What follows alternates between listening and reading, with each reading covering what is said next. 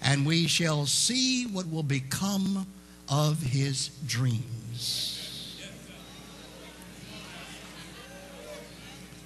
I want to talk to you this morning about a dream fulfilled.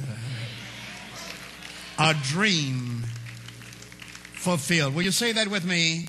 A dream fulfilled. God bless you. Take your seats again in the presence of the Lord. A dream fulfilled.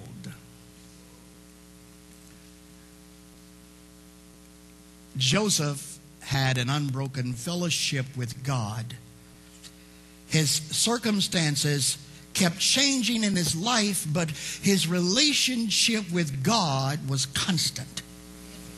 And God communicated with him through dreams, revealing his future and the future of his people. Martin Luther King Jr. also enjoyed an unbroken fellowship with God. Martin lived in a time filled with swift transition, a troubled time of a nation searching for its own heart. Given the opportunity to share some words at a union-sponsored rally in Washington, D.C., Martin King, like Joseph, shared his dream. I say to you today, my friends, so even though we face the difficulties of today and tomorrow, I still have a dream. It is a dream deeply rooted in the American dream.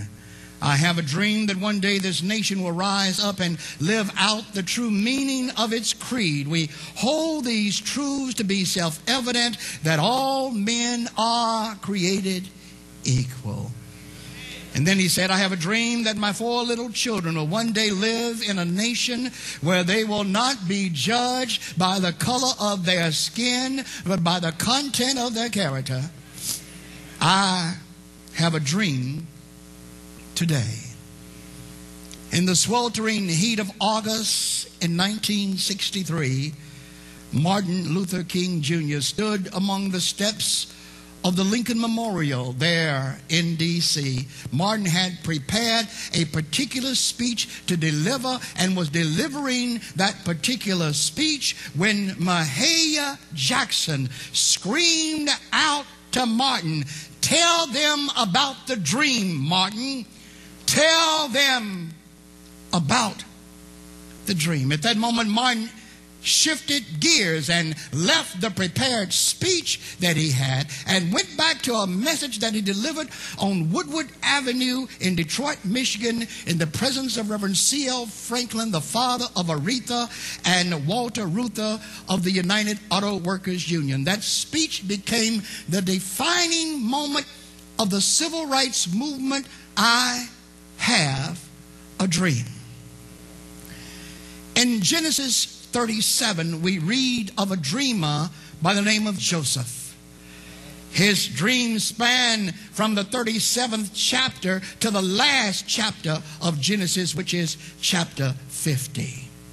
The path of the dreamer usually follows a similar pattern. Their dreams are not generally accepted for a long time, but it does not stop the dreamer from dreaming. No visionary will have an easy time. Joseph's dream, like Martin's dream, was a dream that digressed into a nightmare on the road to glory. Joseph's dream became a nightmare in the burning sands of Egypt. Martin's dream, just like Joseph's dream, lived beyond his own life. But while you could kill the dreamer, you could not kill the dream. The dream lived on, and we are prepared to witness the fulfillment of that dream on Tuesday, January 20th, when Barack Obama is sworn in as the 44th President of the United States of America. And in the irony of time, it's so ironic. In the irony of time, we find ourselves celebrating the inauguration of Barack Obama and celebrating the life of Martin King one day apart.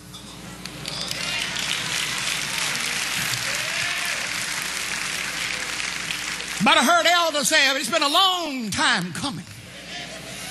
But I know, whoa. Yeah, I know, whoa. A change has come. Oh, yes it is. From the dreams of Joseph and his exile in Egypt came the captivity of his people and their subsequent story of deliverance and freedom by a merciful God. The African American slaves adopted the children of Israel as the model of themselves, trapped in a foreign land as slaves, suffering the injustice of subjugation and discrimination. The civil rights movement and the generations of men and women who lived and died to redeem the soul of America changed this nation and world forever. Andrew Young, the former congressman and ambassador to the United Nations, in his book An Easy Burden, with racial segregation surrounding us and crippling seeds of inferiority sown within us by a thoroughly racist society, we were able to lay claim to a heritage of faith in God, confidence in the undiminished potential of this country, and hope for better tomorrows for ourselves and our children. We lived in the as-is America with great hopes for the should-be America. We lived in the South amidst the horrors of intimidation and degradation. But yet we believed that we could make America live up to its potential. A slave owner.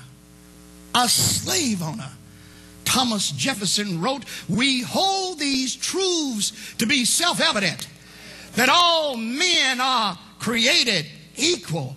In the contrast of this oxymoronic statement lies the ideal of a could-be America, a should-be America, even though the writer, when he wrote it, had no inkling, had no desire to include Africans as fully human and thusly not equal as men. A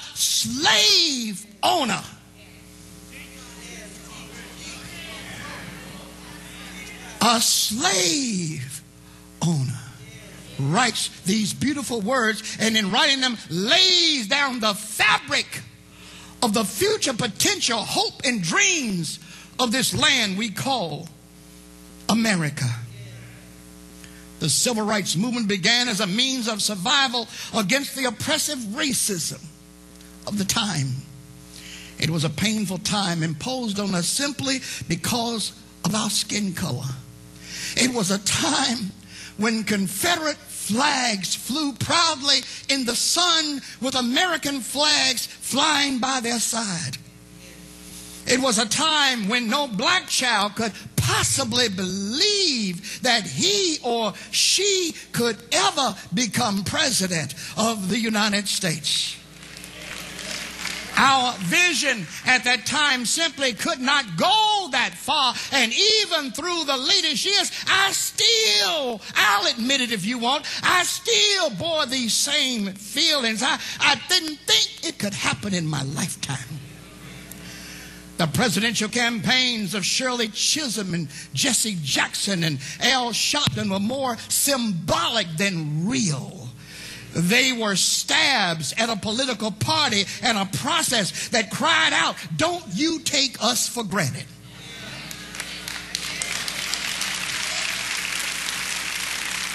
Never, and I repeat, never did I believe that in my lifetime would I see a child of Africa and America standing as the nominee of a major political party. Never, and I repeat, never did I believe that Barack Hussein Obama had a chance to become president of the United States of America. But deep down there in the heartland of America, the part we call the Midwest, deep there in the heartland of America, some folk call it the Corn Belt. The state of Iowa was prepared to strike a blow for Martin King's dream. A state with a small, minuscule black population. A state that sets as a ensign of Midwest ideology, of Midwest conservatism. A corn belt state, an agricultural state, a state that is full of Republicans, a state that is full of people who had not a history of liberality. But there in that corn belt state, white people placed skin color on the back burner